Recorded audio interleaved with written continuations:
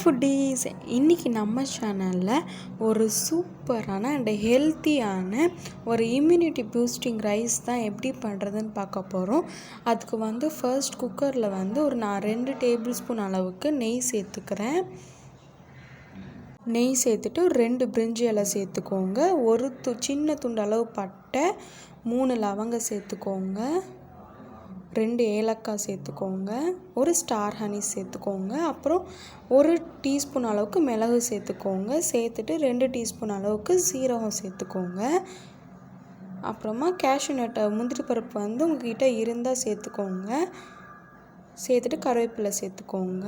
நான் 2 பச்சை மிளகாய் இந்த மாதிரி கீரி சேர்த்துருக்கேன். சேர்த்து நல்லா ஃப்ரை பண்ணிக்கோங்க. ஸோ இப்போ இந்த ஸ்டேஜில் நான் 2 வெங்காயம் சேர்த்துருக்கேன். 2 வெங்காயம் குட்டி குட்டியாக பொடிசாக சாப் பண்ணி சேர்த்துருக்கேன். ஸோ இந்த மாதிரி வெங்காயம் நல்லா கோல்டன் ப்ரௌன் கலர் ஆனதுக்கப்புறமா 1 டீஸ்பூன் அளவுக்கு இஞ்சி பூண்டு பேஸ்ட் சேர்த்துட்டு பூண்டு ஒரு 5 பல் பூண்டு அளவுக்கு சேர்த்துக்கோங்க. சேர்த்து நல்லா ஃப்ரை பண்ணுங்கள். இதெல்லாம் நல்லா வதங்கினதுக்கப்புறமா தக்காளி சேர்த்துக்கலாம். நான் 2 தக்காளி இந்த மாதிரி பொடிசாக சாப் பண்ணி சேர்த்துருக்கேன்.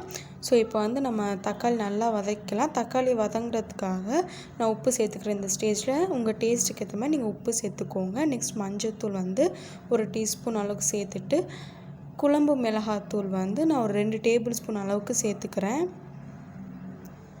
சேர்த்து நல்லா மிக்ஸ் பண்ணிக்கோங்க.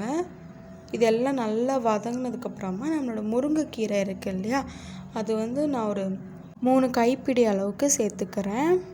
சேர்த்துட்டு அந்த முருங்கைக்கீரை அந்த மசாலாவோட நல்லா மிக்ஸ் ஆகுற மாதிரி நல்லா கிண்டி விட்டுக்கோங்க.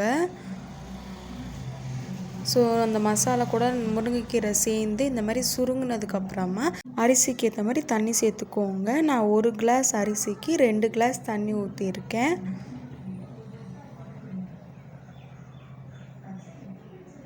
ஸோ தண்ணி ஊற்றிட்டு தண்ணி நல்லா கொதிக்கிற ஸ்டேஜில் கரம் மசாலா சேர்த்துக்கோங்க 1 டீஸ்பூன் அளவுக்கு. சேர்த்துட்டு இப்போ அரிசி சேர்த்துக்கலாம். அரிசி நான் அரை மணி நேரத்துக்கு முன்னாடியே ஊற வச்சுருந்தேன்.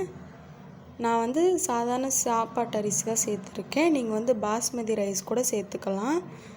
இப்போ சேர்த்துட்டு 1 கைப்பிடி அளவுக்கு கொத்தமல்லி சேர்த்துக்கோங்க. சேர்த்து நல்லா இது எல்லாமே சேர்த்து மிக்ஸ் பண்ணி விடுங்க. ரொம்ப ஹார்ஷாக மிக்ஸ் பண்ணிடாதீங்க.